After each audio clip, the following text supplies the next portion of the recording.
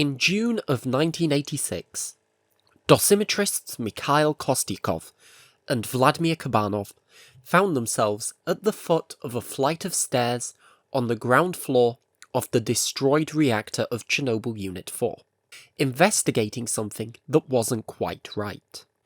In previous weeks, they had already explored the destroyed remains of the reactor, regarded as among the best on the site.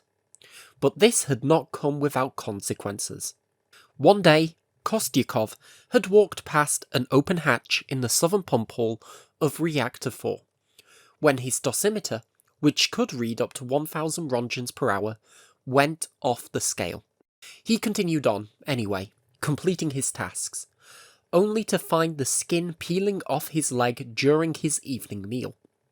The next day, his superior, Konstantin Checherov, went to the same open hatch with a more powerful dosimeter and found a radiation level of 9,000 roentgens per hour in the vicinity. When he lowered the dosimeter into the space below the hatch, the radiation level approached 11,400 roentgens per hour. At radiation levels that high, just standing there for 158 seconds would be enough to prove fatal for half of people exposed to it in just 30 days. A month earlier, a fire had broken out in the southern pump hall, and during the efforts to extinguish the blaze, one of the 282 firefighters fell through the hatch and broke his leg.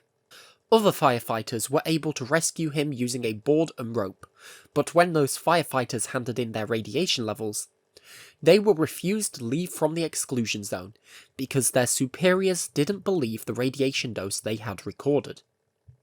None of their fates were documented. Such was life in the zone. Now, Kostyakov and Kabanov stood in the impossible. Despite being on the ground floor, their dosimeters read 25 roentgens per hour. The very bottom of the reactor was roughly 4 floors above them, and more than 25 meters away, not to mention all the shielding from the walls of corridors between them. There had to be a very powerful source of radiation at the top of those stairs. Armed with a Kazach 3 dosimeter, designed from extendable rods that could measure up to 3,000 roentgens per hour, they slowly raised the dosimeter up the flight of stairs. As it passed 3 meters up into the floors above, the number kept going up. And then, on the second floor, floor plus 6.0, the dosimeter immediately went off the scale and broke. Whatever was in room 217/2 on floor plus 6, just 2 floors above them, was so radioactive that they lacked the means to measure it. They never went up the stairs to go look for themselves, because why would they?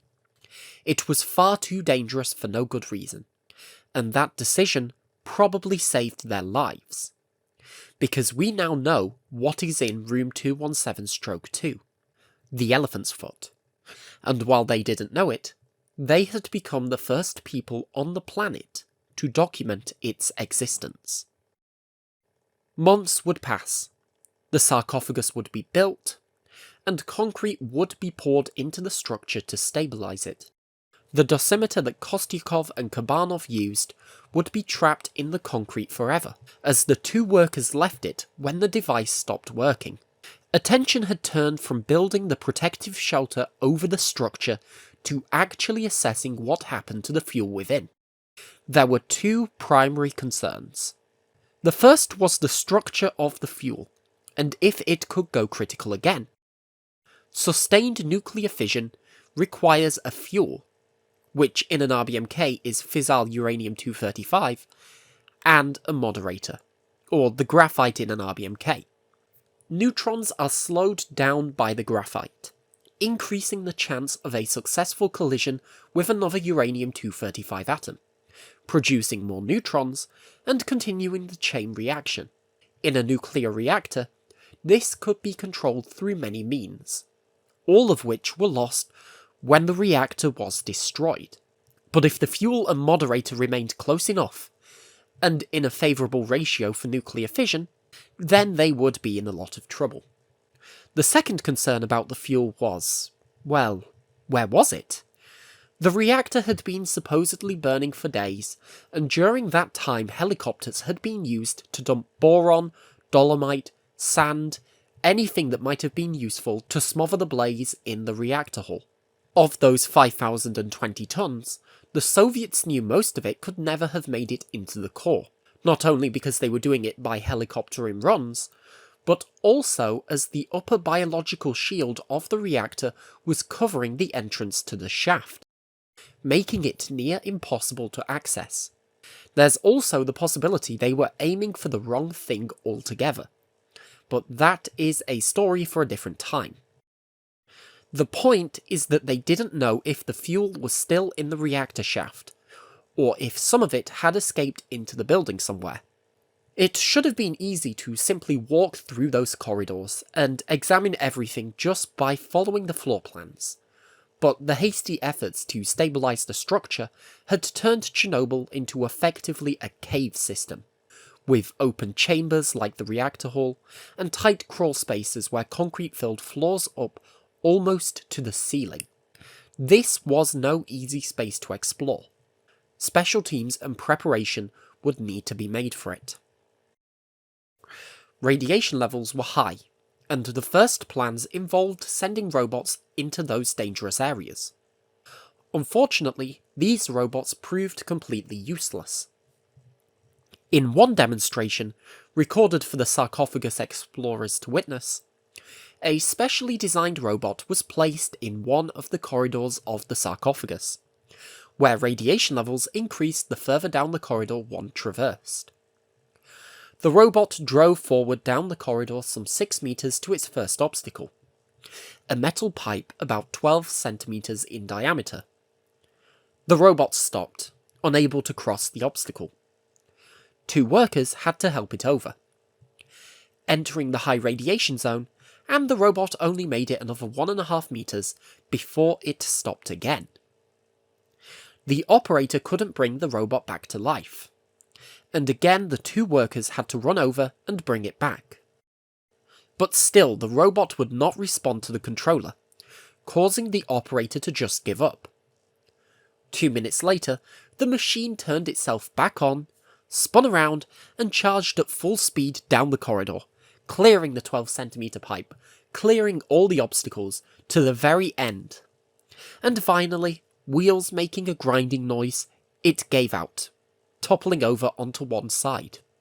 Lots of cursing ended the tape, to which the government commission simply asked if the robot had been retrieved. It had, never to work again. It appeared as if robots would never be usable at Chernobyl, not just because of radiation, but because of terrible designs.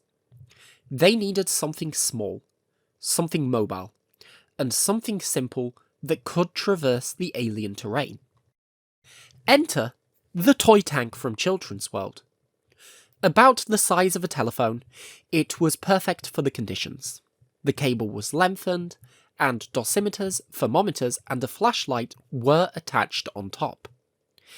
And from there, renamed Microbe, the toy tank went, able to scan corridors and determine the radiation levels before the sarcophagus workers got there, before it was quickly decontaminated and sent out for the next mission. Eventually, in spring of 1987, this robot became too dirty to be decontaminated, and was buried inside the sarcophagus.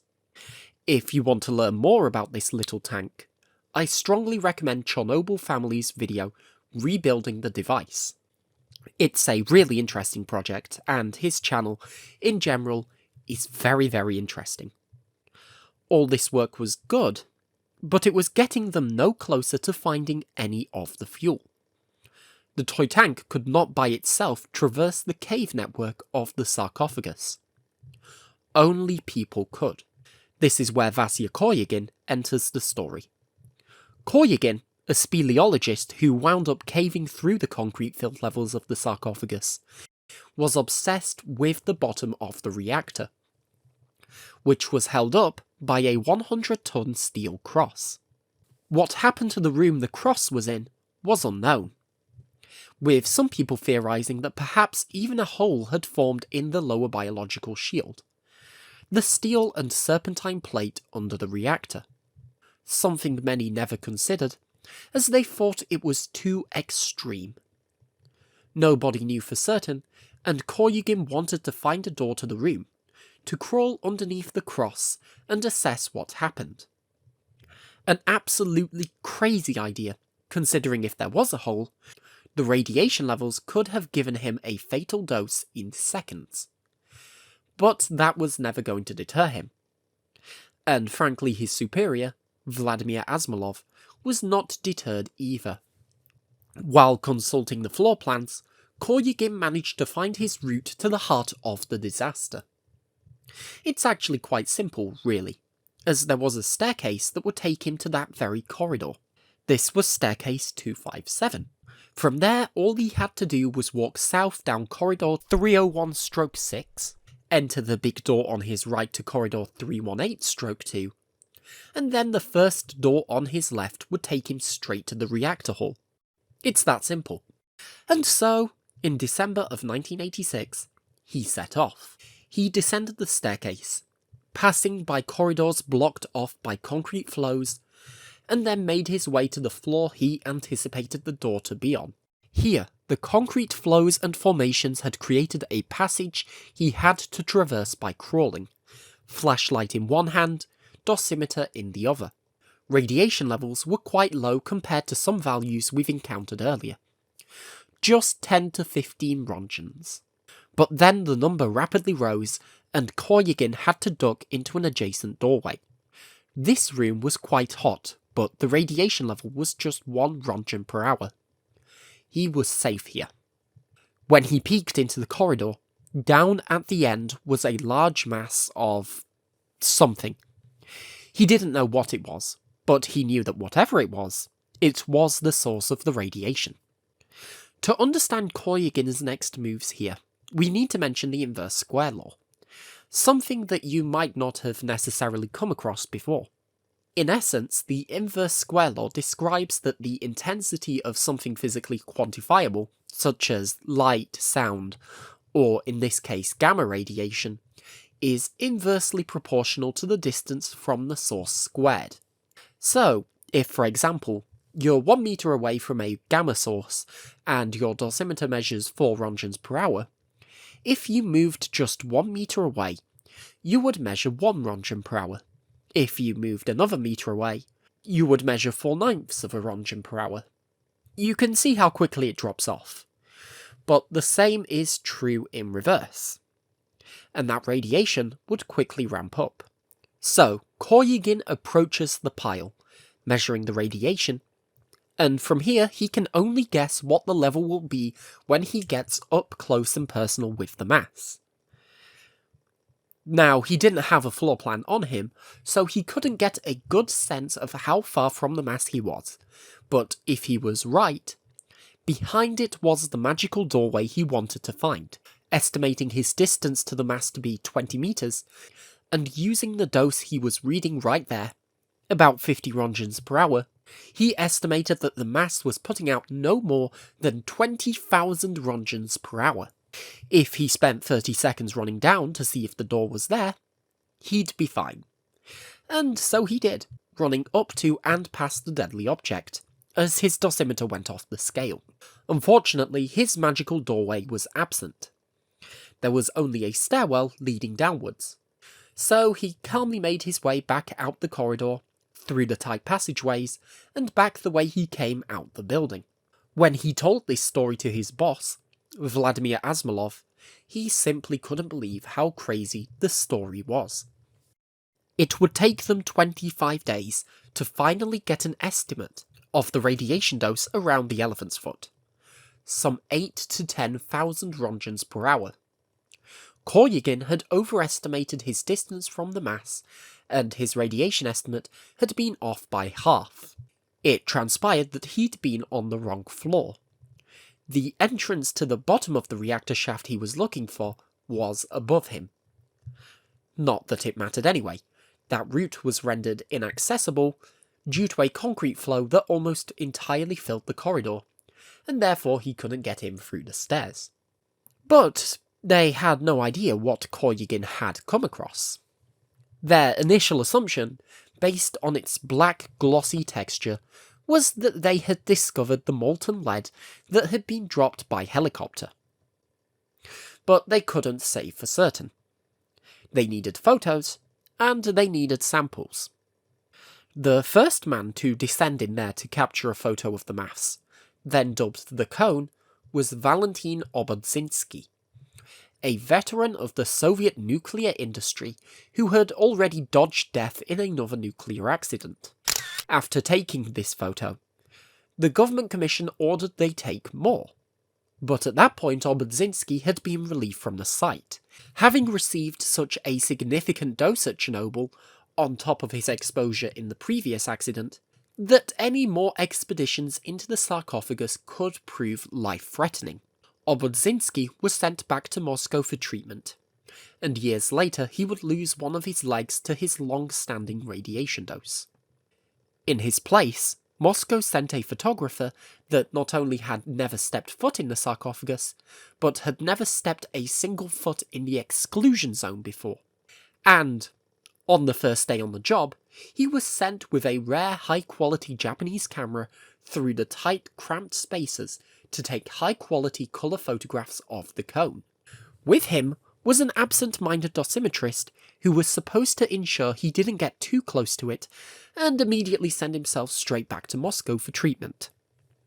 While many of the other workers waited in the decontaminated, so-called clean room, the absent-minded dosimetrist returned and struck up a conversation with some of the other workers. Just then, the lights cut out. This wasn't unusual, as work on the sarcophagus continued, and people were hurrying to get everything finished for the holidays. One of the workers noticed this man had not changed from his dirty or contaminated shoes when he entered the clean room, and he was quite audibly reminded of his error by the other people on his shift. But then another worker, Alexander Borovoy, spoke up, asking one simple question. "What have you managed to photograph?" The dosimetrist turned white as a sheet. "I led him," he said, "to the room on the right, the hot room with the small dose, crept for the additional searchlight, came back to the fellows, chatted, and quite forgot, that he is there, below. He is waiting, can't get out himself." I want you to picture yourself as this photographer. It's your first day on the job, and you are brought through a network of confusing, tight passages and enter an unbearably hot room, where you are told to wait. And, after several minutes, the lights shut out. Silence. You have no idea what's going on. No sense of direction. Nothing but the heat in the room. An unbearable heat that seeks only to push you out to find somewhere cooler.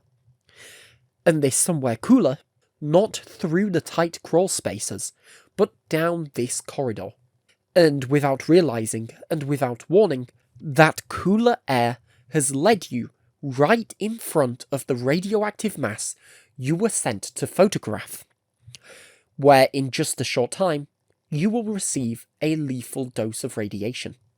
Such was the scenario unfolding in the mind of Borovoy, and many of the others in that room.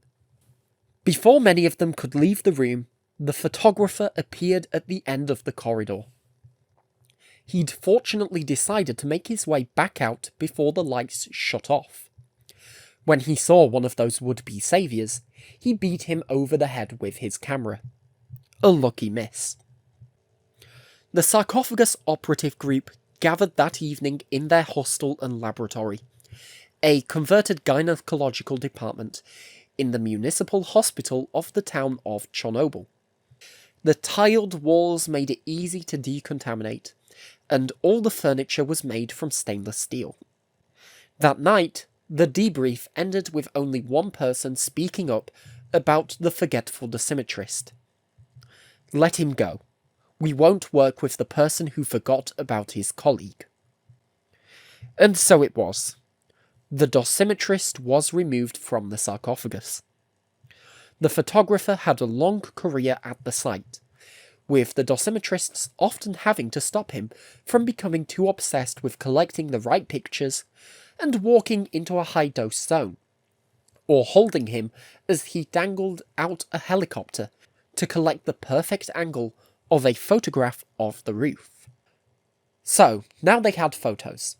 The next task was collecting a sample. They tried everything in doing so. The first attempt was made by Old Faithful, Microbe, the toy tank.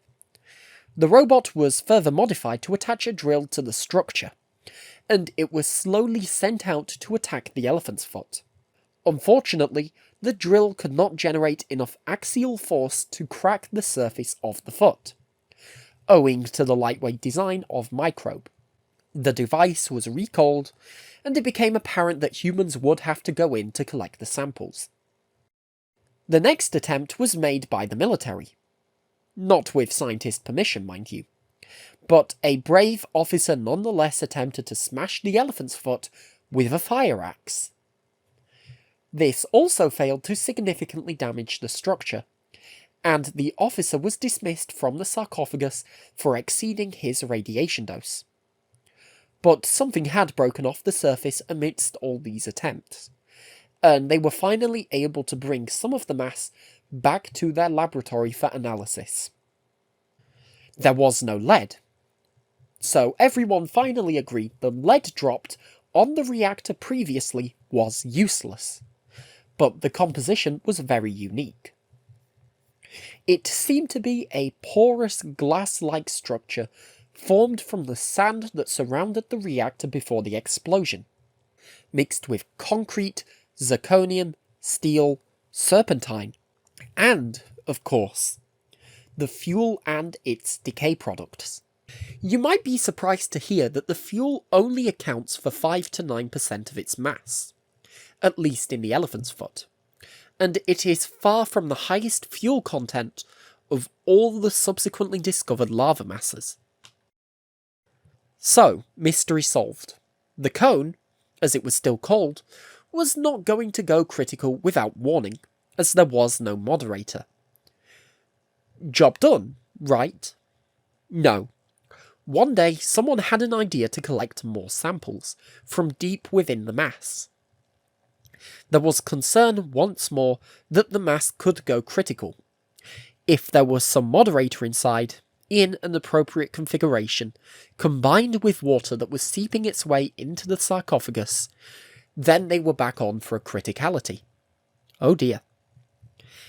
In another meeting in the gynecology ward, the manager of the entire group immediately refused to send more people in to get pointlessly irradiated trying to smash up the corium.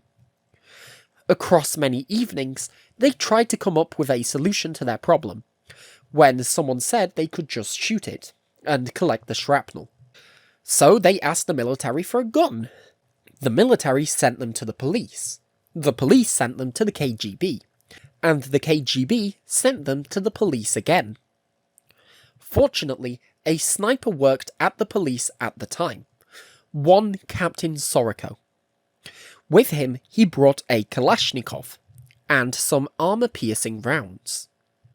And then they descended into the tight network of corridors and gullies to shoot the monster in the corner. It turns out that their sniper may have been too good. All 30 rounds were shot at their targets, and they found the mass to be made of several distinct layers that would, quote, peel off, end quote, after every round. After they were done, a significant chunk of the lower portion of the mass was blown off, and the top of it, where it had poured down from the ceiling, was shattered completely, permanently ruining the so-called beauty of the elephant's foot. But they got their samples. There was no appropriate fuel moderator ratio, concentration, or configuration, let alone pretty much any moderator in the material at all, and therefore no risk of another criticality. The elephant's foot had enlightened the workers on the nature of the disaster, that at least some of the fuel had escaped the reactor core, Now they had to find the rest of it. From thermal measurements taken in the hot room near the elephant's foot, it appeared that there was a large heat source directly under where the reactor was. That cross that Vasya Koryagin had been looking for when he discovered the elephant's foot. Again, however, the risk of sending people to look into these areas was considered far too high.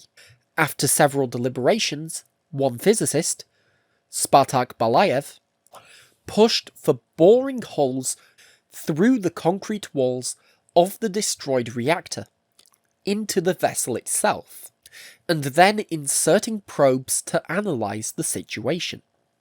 At the end of 1987, the complex expedition team was formed. At its head was Alexander Borovoy, who had been managing the tight relations between the government commission, headed by Boris Shabina, and those who had to work in the challenging environment of the sarcophagus.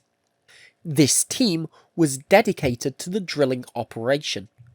Several rooms were decontaminated, and the drilling began at the start of the new year, slowly to minimise the risk of kicking up dust.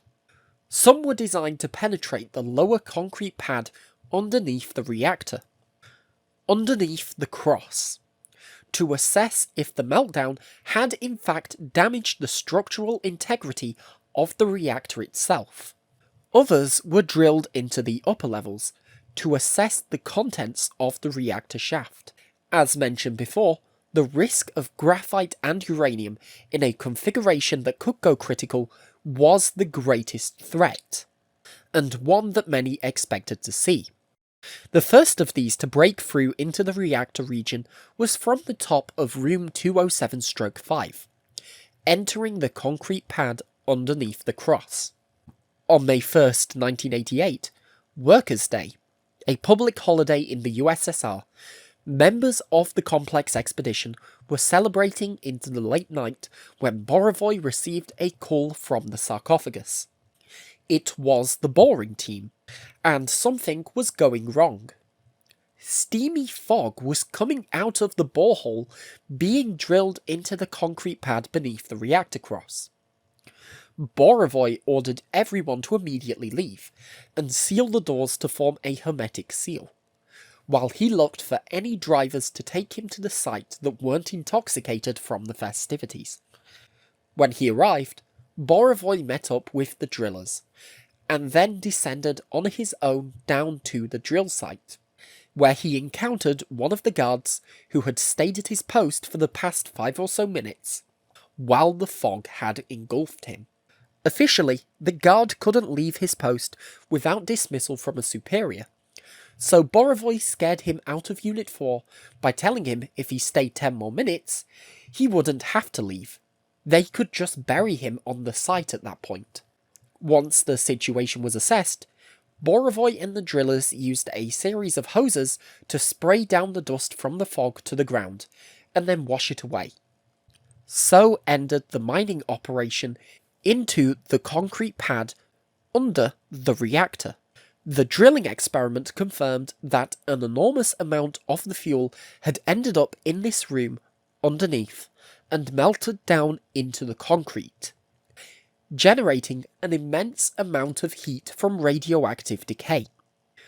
When the water that was used to cool the drill flowed into this hole and encountered the hot, decaying fuel, it heated into steam that rapidly decomposed the material into a dust, which was then blown out of the hole. The next day, the drilling team were able to penetrate into 305-2, the room where the cross should have been. Except for one problem. There was no cross.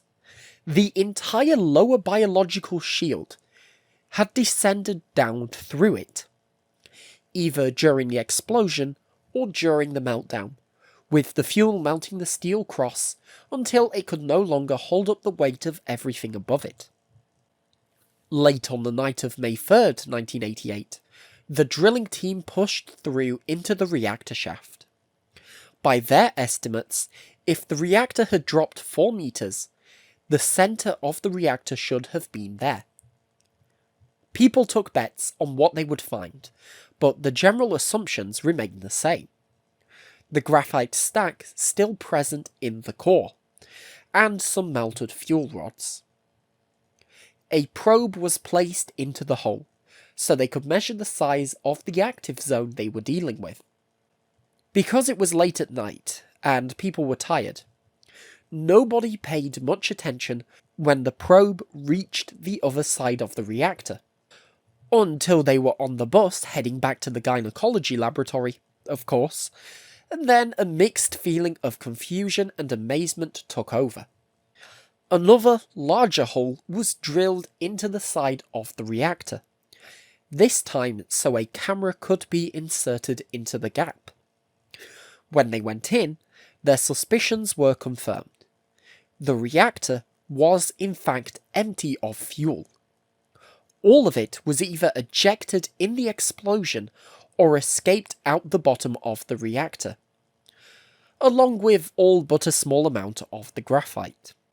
This was perhaps the best news the scientists could have received, as now they could confidently say there was no risk of a potential criticality given the low chance of the appropriate fuel moderator configuration forming from the ruins. Of course, they still had to find the rest of the fuel.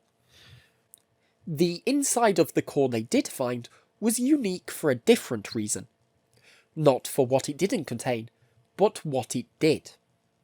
Several concrete panels from the reactor hull, of all places, were found in the core, along with some of the insulation that surrounded the steam separators. Somehow, these had been blown inwards during the explosion, before Yelena crashed back down on top of them. This would suggest that at least that region of the core was devoid of fuel and graphite in the few seconds after the explosion. I'll let you be the judge of that.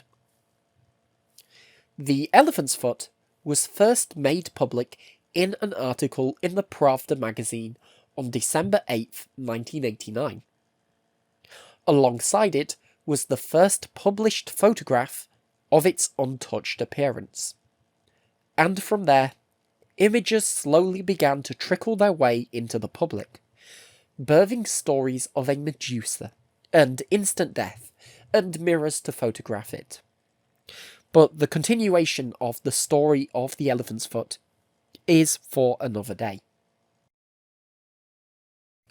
And finally, I want to discuss one photo that seems to have caused controversy.